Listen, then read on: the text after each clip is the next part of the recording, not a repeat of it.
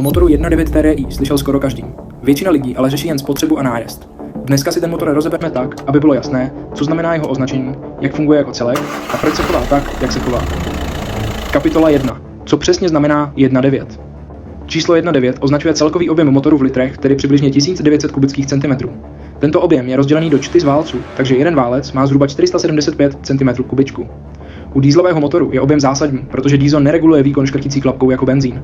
Množství vzduchu, které se dostane do válce, je dáno hlavně objemem a plnícím tlakem.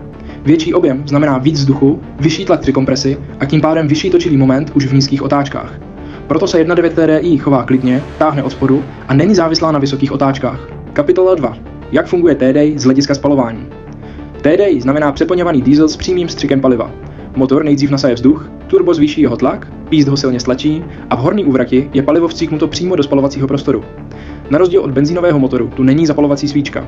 Nafta se zapálí sama vlivem teploty a tlaku. To umožňuje vysokou účinnost spalování, ale zároveň klade velké nároky na přesnost vstřiku a mechanickou pevnost motoru. Právě kombinace přímého vstřiku a vysokého kompresního poměru dává 1.9 TDI typický dieselový projev.